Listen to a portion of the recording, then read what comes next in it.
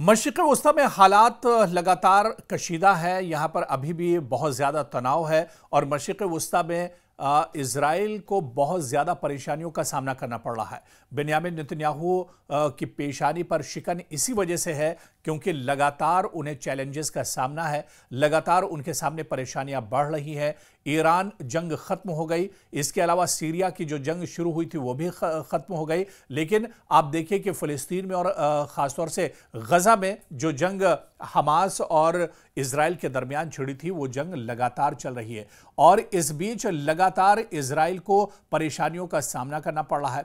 और इस वक्त बड़ी खबर आ रही है कि फ़लस्तीनी मज़ाहमती तहरीक हमास के एक सिक्योरिटी विंग अल-क़साम ब्रिगेड ने ऐलान किया है कि उन्होंने गज़ा के शुमाली इलाके जैतून में काबिज इजरायली फौज पर शदीद हमला किया है। जी हां, ये दरअसल जैतून इलाका गज़ा के ही इलाके में आता है जहां पर इजराइल पूरी तरह से काबिज है। बड़े पैमाने पर जैतून के इलाके में इजरायली सिक्योरिटी फोर्सेस मौजूद हैं और यहां पर अब हमास के अल-क़साम ब्रिगेड ने यह दावा किया है, उन्होंने यह ऐलान किया है कि उन्होंने इजरायली फौजियों पर बड़ा हमला किया है और यह शदीद हमला किया गया है जिसके दौरान दुश्मन को जानी और माली नुकसान उठाना पड़ा है।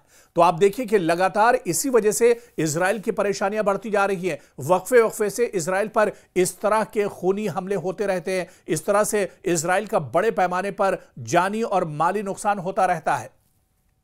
आप देखिए कि अल-क़साम ब्रिगेड के मुताबिक कार्रवाई के दौरान अल-क़साम के लड़ाकों ने पहले से नस्बशुदा बारूदी जो सुरंग थी, बारूदी जो मवाद था, उसके जरिए आईडीएफ की 2 बख्तरबंद गाड़ियों को निशाना बनाया जिसके नतीजे में दोनों गाड़ियां मुकम्मल तौर पर तबाह हो गई। बयान के मुताबिक इजरायली फौज की एक जदीद बख्तरबंद गाड़ी, जी हां, एक लेटेस्ट बख्तरबंद गाड़ी, क्योंकि अक्सर इसी बख्तरबंद गाड़ी का इस्तेमाल आईडीएफ के जवान करते हैं या इजरायली फौज के जो जवान हैं वो करते हैं। बख्तरबंद गाड़ी दरअसल बहुत सेफ होती है और दुश्मन के इलाके में जब जाना होता है तो इजरायली फौज इसी बख्तरबंद गाड़ी का इस्तेमाल करते हैं।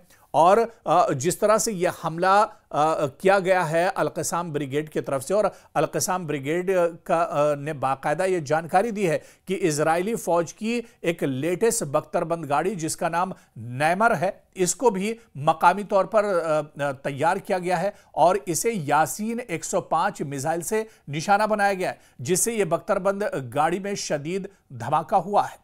तो आप देखिए कि ये एक और बड़ा धचका लगा है, एक और बड़ा झटका इसे इजराइल के लिए माना जा रहा है क्योंकि अल-क़साम ब्रिगेड के इस हमले में इजराइल का जानी नुकसान भी हुआ है, माली नुकसान भी इजराइल को काफी उठाना पड़ा है। दरअसल अगर गजा के जैतून शहर के इलाके की हम बात करें तो ये जैतून इलाका जो मौजूदा में, हालांकि फ़लस्तीन का हिस्सा है, ये गजा का ही एक मोहल्ला और एक एरिया दरअसल ये माना जाता है जैतून, लेकिन इस जैतून के इलाके पर अब पूरे तौर से इजराइल काबिज है।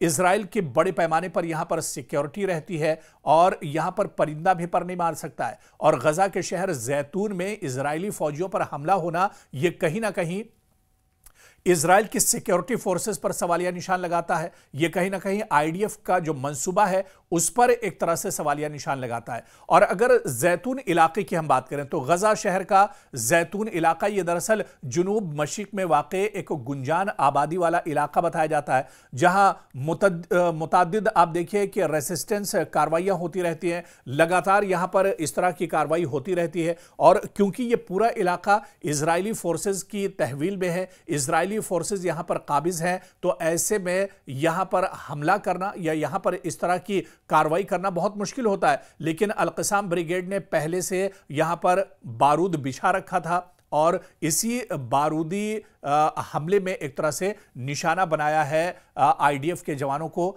और इस हमले में आपको हम बात करें तो रॉकेट और मोर्टार भी शामिल थे और उसके जरिए यह हमला किया गया था। आप देखिए कि हालिया दिनों इस तरह के कई हमले होते रहे जिसमें इजराइल की बख्तरबंद गाड़ियों को नुकसान पहुंचाया गया है। अल-क़साम के जंगजों ने 105 मिलीमीटर के शेल्स का भी इसमें इस्तेमाल किया और धमाका खेज आलात का इस्तेमाल किया इस हमले में। और उन्होंने आप देखिए कि जो टैंक है इजराइल का मार्कवा टैंक, ये काफ़ी अहम माना जाता है और इजराइल जिस तरह से अपने लेटेस्ट बख्तरबंद गाड़ियों का इस्तेमाल करता है ऑपरेशन में, ऐसे ही में मार्कोवा जो टैंक है ये भी काफी अहम माना जाता है। और जब बड़े ऑपरेशन होते हैं आईडीएफ के या इजराइल के, उसमें इस टैंक का इस्तेमाल किया जाता है। पिछले दिनों एक खबर आई थी कि अल-क़साम ब्रिगेड ने और हमास ने जो मार्कोवा टैंक है इजराइल का, इसे भी निशाना बनाया था और इसे भी तबाह कर दिया था। तो कहीं ना कहीं आप देखिए कि इजराइल को काफी ज्यादा नुकसान उठाना पड़ रहा है। और इस तरह के ये छोटे छोटे हमले, दरअसल अल-क़साम ब्रिगेड बहुत ज्यादा ताकतवर नहीं है या बहुत बड़ा ये ऑर्गेनाइजेशन नहीं है, और इसी वजह से ये घात लगाकर हमला करते हैं। ये एक अच्छे मौके की तलाश में रहते हैं। जब इन्हें मौका अच्छा मिलता है, टारगेट इनका सेट रहता है, और उसके बाद ये दुश्मन पर हमला कर देते हैं। और ऐसे ही कुछ गजा के जैतून इलाके में भी आईडीएफ के काफिले पर हमला किया गया, और इस काफिले में 2 या 3 जो बख्तरबंद गाड़ियां थी इजराइल की और आईडीएफ की, उन्हें नुकसान पहुंचाया गया। और आप देखिए कि इजराइल के कई फौजी जवान इसमें मारे गए हैं, और इसके अलावा बड़े पैमाने पर उनका असलहा और गोला बारूद भी अल-क़साम ब्रिगेड के जो जवान थे, जो लड़ाके थे, वो एक तरह से लूट कर ले गए हैं। तो इस तरह से कहीं ना कहीं आप देखिए कि छोटे छोटे ये जो हमले होते हैं, ये छोटे छोटे जो छुपकर हमले एक तरह से अल-क़साम की तरफ से किए जाते हैं, जिससे दुश्मन को काफी ज्यादा नुकसान एक तरह से होता है। और माजी की अगर बात करें तो माजी में भी इस तरह के बहुत से हमले होते रहे। और आप देखिए कि जैतून इलाका, ये दरअसल इलाका ऐसा इलाका है जहां पर कभी हमास का गढ़ माना जाता था, हमास का यह इलाका हुआ करता था, फिलिस्तीन का यह इलाका हुआ करता था। लेकिन अब गजा के जैतून के इस इलाके में पूरे तौर पर इजरायली काबिज हैं। इजराइल सिक्योरिटी फोर्सेस के जवान बड़ी तादाद में यहां पर रहते हैं, और उन्हीं की तहवील में यह पूरा इलाका है। और उन्हीं के गढ़ में घुसकर, आईडीएफ के इलाके में घुसकर इस तरह का हमला करना, मतलब ये अलार्मिंग सिचुएशन एक तरह से है आईडीएफ के लिए, बेन्यामिन नेतन्याहू के लिए और इजराइल की सिक्योरिटी फोर्सेस के लिए। तो ये एक बड़ी कामयाबी हमास के लिए मानी जा रही है। और जिस हमास को खत्म करने के लिए इजराइल पिछले 1.5 साल से लगातार गजा पर हमले कर रहा है, गजा पर बम बरसा रहा है, मासूमों का कत्लेआम कर रहा है, लेकिन उस हमास को खत्म नहीं कर पाया है।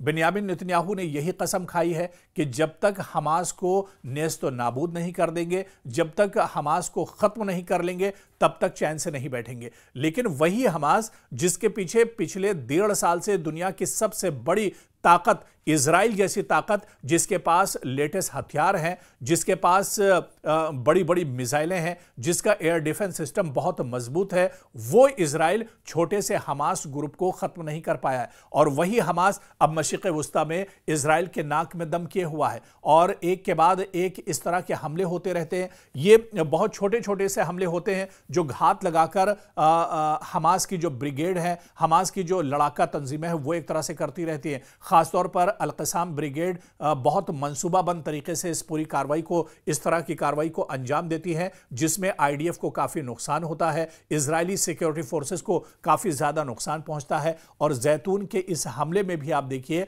कि कई इजराइल की बख्तरबंद गाड़ियां तबाह हो गई, बड़े पैमाने पर जो साजो सामान था वो एक तरह से तबाह हो गया।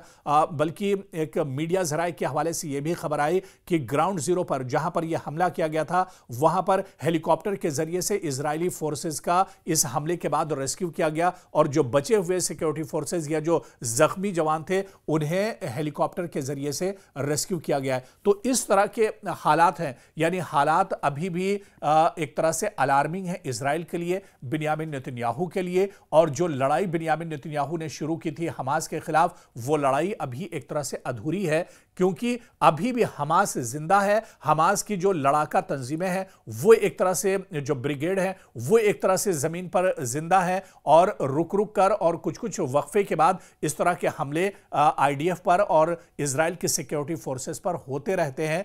तो इजराइल अभी भी कहीं ना कहीं अपने मिशन से बहुत दूर है, और यह मिशन अभी भी, या उसका जो मंसूबा है गजा पर पूरे तौर पर कब्जा करने का, हमास को नेस्तो नाबूद और खत्म करने का, उस मिशन में इजराइल अभी भी कामयाब नहीं हुआ है।